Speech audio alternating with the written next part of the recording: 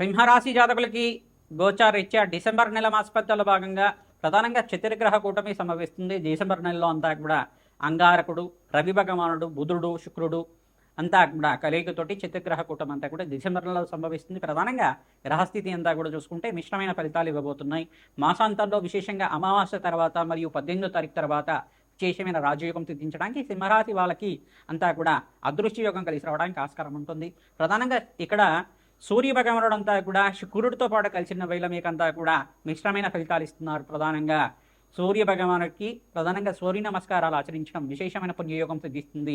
ప్రధానంగా గోధుమ పిండి కానీ గోధుమలు కానీ బ్రాహ్మణోత్తునికి దానం చేయడం వల్ల రాజయోగం సిద్ధిస్తుంది. ప్రధానంగా సూర్యాయ నమ, అర్కాయ నమ, మిత్రాయ నమ, భానవే నమ, పూషాయ నమ, మార్తాండాయ నమ, ప్రచండ తేజే నమ, ఆరోగ్యకర్తే నమ, సర్వలోక పితామహాయ నమ, భానవే నమ అనే నామాలతోటి ప్రతినిత్యం కూడా సూర్య నమస్కారాలు ఆచరించండి.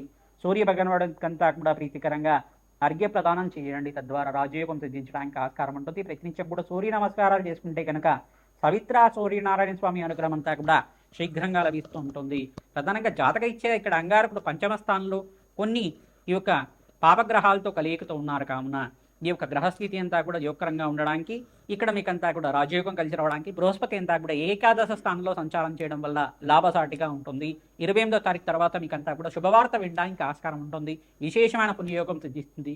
ప్రతినిత్యం కూడా అప్పుల బాధల నుంచి బయటపడడానికి కానీ సకల కార్యసిద్ధి కలగడానికి కానీ మార్గశిర మాసంలో అష్టమి తిథి రోజున విశేషంగా అనగాదేవికి ప్రీతికరంగా అనగాష్టమి అంతా కూడా సంభవిస్తుంది. దత్తాత్రేయ స్వామివారి చరిత్రని పారాయణం చేయండి. దత్తాత్రేయ స్వామివారి పూజన ఆచరించండి. గురువారం రోజున విశేషంగా ఎవరైతే దత్తాత్రేయ కవచాన్ని కానీ దత్తాత్రేయ సహస్రనామాలు కానీ దత్తాత్రేయ చరిత్ర కానీ పారాయణం చేసుకుంటూ ఉంటారు రాజయోగం సిద్ధిస్తుంది.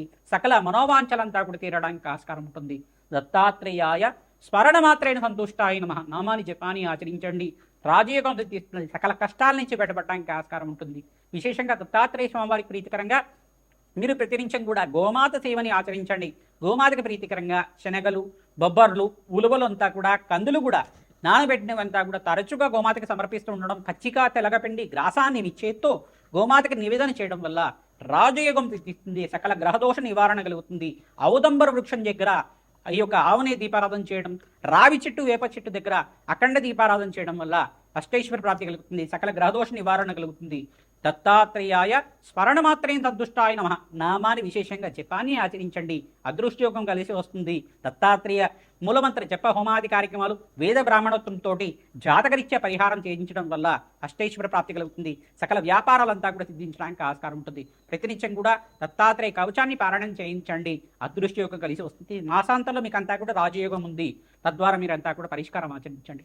శ్రీమాత్రే నమః. మీనరాశి జాతకులకి గోచారీత్యా డిసెంబర్ నెల మాస ఫలితాల్లో భాగంగా ఈ చతుర్గ్రహ కూటమి సంభవిస్తుంది. డిసెంబర్ నెలలో అంతా కూడా అంగారకుడు, రవి, బుధ, శుక్రుడి యొక్క కలయిక అంతా కూడా చతుర్గ్రహ కూటమిలో అంతా కూడా సంభవిస్తుంది. ప్రధానంగా చూసుకుంటే ఈ యొక్క గ్రహస్థితి అంతా కూడా మీనరాశి జాతకి అంతా కూడా మిశ్రమైన ఫలితాలుగా చెప్పడం జరుగుతుంది. ఏలినాటి శని ప్రభావంలో ఉన్నారు కావున విశేషంగా శనీశ్వరు ప్రీతికరంగా తైలాభిషేకము, నలనములు దానం చేయడం వల్ల రాజయోగం సిద్ధిస్తుంది. ప్రధానంగా బృహస్పతి మార్పు వలన మీకంతా కూడా రాజయోగం సిద్ధిస్తుంది. ప్రధానంగా ఈ యొక్క బృహస్పతి అంతా కూడా మిథున రాశిలో సంచారం చేయడం, చతుర్థ స్థానంలో సంచారం చేయడం వల్ల రాజయోగం సిద్ధిస్తుంది.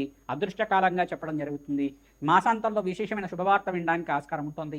డిసెంబర్ 18వ తారీఖు రోజున మరియు 28వ తారీఖు రోజున మంచి శుభవార్తను వింటారు. అదృష్టకాలంగా చెప్పడం జరుగుతుంది. అష్టైశ్వర ప్రాప్తి కలుగుతుంది. మీకు స్వల్పంగా ఈ అమావాస్య తర్వాత నుంచి మీకంతా కూడా రాజయోగంగా చెప్పడం జరుగుతుంది.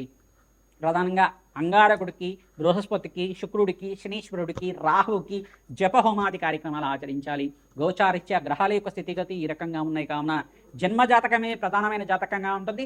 జన్మజాతకంలో ఉండే సకల గ్రహదోష నివారణ అంతా కూడా ఆచరించాలి. ప్రతినిత్యం కూడా నవగ్రహాలకి అభిషేకాది కార్యక్రమాలు ఆచరించడం వల్ల అదృష్టకాలంగా చెప్పడం జరుగుతుంది. గోమాత సేవ అంతా కూడా ఆచరించాలి. పచ్చిగా తెలగపిండి గ్రాసాన్నంతా కూడా గోమాతకి తరచుగా సమర్పిస్తుండడం, గోపూజన అంతా కూడా చేసుకోవడం వల్ల దత్తాత్రేయ స్వామివారి అనుగ్రహం అంతా కూడా లభిస్తుంది. దత్తాత్రేయ కవచాన్నంతా కూడా పారాయణం చేయించాలి. దత్తాత్రేయ చరిత్రని తరచుగా పారాయణం చేస్తూ ఉండండి. దత్తాత్రేయ స్వామివారి దేవాలయంలో అన్నదానం చేయడానికి ప్రయత్నం చేయండి.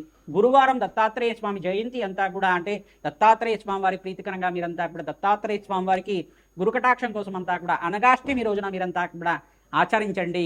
అనగాష్టమి రోజున మీరంతా కూడా దత్తాత్రేయ చరిత్రని పారాయణం చేయడానికి ప్రయత్నం చేయండి. అదృష్టకాలంగా చెప్పడం జరుగుతుంది. రాజయోగం సిద్ధిస్తుంది. ప్రతినిత్యం కూడా నవగ్రహాలకి అభిషేకం చేయించడానికి ప్రయత్నం చేయండి. పరమేశ్వరుడు ప్రీతికరంగా పసుపుతో అభిషేకం చేయించడం మరియు దత్తాత్రేయ స్వామి వారికి పసుపుతో అభిషేకం చేయించడం, నారికేల జలంతో అభిషేకం చేయించడం వల్ల అదృష్ట యోగం సిద్ధించడానికి ఆస్కారం ఉంటుంది. దత్తాత్రేయాయ స్మరణమాత్రేణ సంతుష్టాయ నమః. దత్తాత్రేయాయ స్మరణమాత్రేణ సంతుష్టాయ నమః. దత్తాత్రేయాయ స్మరణమాత్రేణ సంతుష్టాయ నమః. జపాన్ని ఆచరించండి. ఈ యొక్క నవగ్రహాలకంతా కూడా ప్రీతికరంగా అగ్నికి నవధాన్యాలు సమర్పించడం వల్ల మీకంతా కూడా అదృష్ట యోగం సిద్ధించడానికి ఆస్కారం ఉంటుంది. ఆకస్మిక ధనలాభం సిద్ధించడానికి ఆస్కారం ఉంటుంది. లక్ష్మీ కటాక్షం కలగడానికి ప్రతినిత్యం కూడా లక్ష్మీ కుబేర శాంతి హోమాది కార్యక్రమాలు, రాజశ్యామల యజ్ఞాది గ్రతులు ఆచరించడం వాళ్ళకి అదృష్ట యోగం సిద్ధిస్తుంది. శ్రీమాత్రే నమః. మేషాది ద్వాదశ రాశుల వాళ్ళకి డిసెంబర్ నెల మాస ఫలితాల్లో భాగంగా చతుర్గ్రహ కూటమి సంభవిస్తున్నది. మీకంతా కూడా సంపూర్ణ ఫలితాలంతా కూడా విశ్లేషణ చేయడం జరిగింది. ప్రధానంగా చూసుకుంటే జపహోమాది కార్యక్రమాల్లో భాగంగా జన్మజాతకమే ప్రధానమైన జాతకంగా ఉంటుంది. జపహోమాది కార్యక్రమాల్లో భాగంగా ప్రధానంగా రాజశ్యామల మూలమంత్ర జపాలు అంతా కూడా ఆచరించడం వల్ల విశేషమైన రాజ్యప్రాప్తి కలగడానికి ఆస్కారం ఉంటుంది. దత్తాత్రేయ స్వామివారి చరిత్రనంతా కూడా ఈ మాసంలో మార్గశిర మాసంలో విశేషంగా పారాయణం చేయడం వల్ల అదృష్ట యోగం సిద్ధించడానికి ఆస్కారం ఉంటుంది. అనగా వ్రతం అనేది సంభవిస్తుంది. అనగా వ్రతం రోజున ప్రధానంగా అనగాష్టమి వ్రతాన్ని అంచగా దేవాలయ ప్రాంగణంలో ఎవరైతే ఆచరిస్తూ ఉంటారో అదృష్ట యోగం సిద్ధించడానికి, వివాహాది శుభకార్యాలు జరగడానికి ఆస్కారం ఉంటుంది. దత్తాత్రేయ స్వామి వారి మూలమంత్ర హోమాది కార్యక్రమాలు ఆచరించండి. అదృష్టకాలంగా చెప్పడం జరుగుతుంది. శనగలంతా కూడా దానం చేయడం వల్ల అదృష్ట యోగం సిద్ధిస్తుంది. ప్రతినిత్యం కూడా బీదవాళ్ళకి అన్నదానం చేయడం, దేవాలయ ప్రాంగణంలో వితరించం కూడా అన్నదానం చేయడం, గోమాత పూజను ఆచరించడం వల్ల అదృష్టకాలంగా చెప్పడం జరుగుతుంది. ఈ యొక్క దత్తాత్రేయ స్వామివారి జన్మ చరిత్రనంతా కూడా పారాయణ చేయండి. అత్రి మహాముని అనసూయదేవి యొక్క చరిత్రనంతా కూడా పారాయణ చేయండి. మీకంతా కూడా దత్తాత్రేయ స్వామివారి త్రిపుత్రాత్ముడు ప్రధానంగా బ్రహ్మ విష్ణు మహేశ్వర స్వరూపంగా అవతారం ఏ రకంగా ఎత్తారు, అవతార చరిత్ర అంతా కూడా మీకంతా కూడా పారాయణం చేయించండి. తద్వారా మీకంతా కూడా అదృష్ట యోగం సిద్ధించడానికి దత్తాత్రేయ కవచాన్ని పారాయణం చేయించడం వల్ల రాజయోగం సిద్ధించడానికి ఆస్కారం ఉంటుంది. దత్తాత్రేయాయ స్మరణమాత్రేణ సంతుష్టాయ నమః నామాన్ని జపాన్ని ఆచరించండి. జయ గురు దత్త, శ్రీ గురు దత్త, జయ గురు దత్త, శ్రీ గురు దత్త అని నామాన్ని ప్రతినిత్యం కూడా జపాన్ని ఆచరించుకోవడం వల్ల అదృష్టకాలంగా చెప్పడం జరుగుతుంది. మాసాంతంలో విశేషమైన శుభవార్త వినడానికి ఆస్కారం ఉంటుంది.